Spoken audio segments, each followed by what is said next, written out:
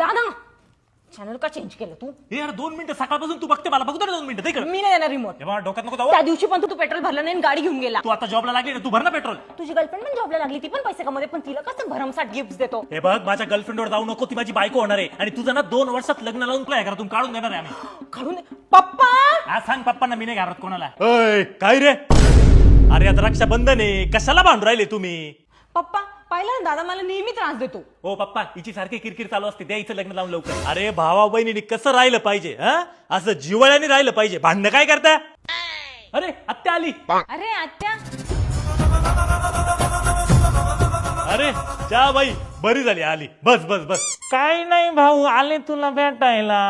अरे वा बरं झालं आली. मग आता एकुलता एक भाऊ आहे माझा, त्याला विसरून कसं चालेल मला.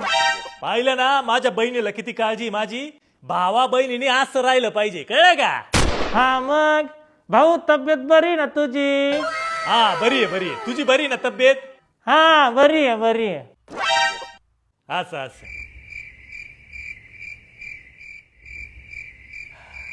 भाऊ ती माळावरची जमीन विकली ना रे तू. हा का बरं. मग माझ्या हिस्स्याचे पैसे कधी देतो मला. तुझा काय संबंध. माझ्या बापाची जमीन आहे तुझं तेव्हाच लग्न लावून दिलं होतं मी. हा मग माझ्या पण बापाची जमीन होती ना मग. मिळणार नाही. हा ते काही नाही मला माझ्या हिस्स्याचे पैसे दे. लहानपणापासून असाच त्रास दिलाय तुम्हाला. अजिबात मिळणार नाही. हा घेतल्याशिवाय जाणार नाही. अगं मिळणार नाही म्हणजे नाही. अरे मी जाणारच नाही घेतल्याशिवाय. अगं चहा बाई मिळणार नाही म्हणजे नाही. माझ्या इष्टाचे पैसे मला पाहिजे मला पैसे अजिबात पाहिजे. नाही. नाही म्हणजे नाही मला मिळायचे पैसे नाही म्हणजे नाही. पप्पा आत्या भावा बहिणीने कसं राहिलं पाहिजे. ते काही असो जिथं विषय जमिनीचा येतो तिथं फक्त रप्पा.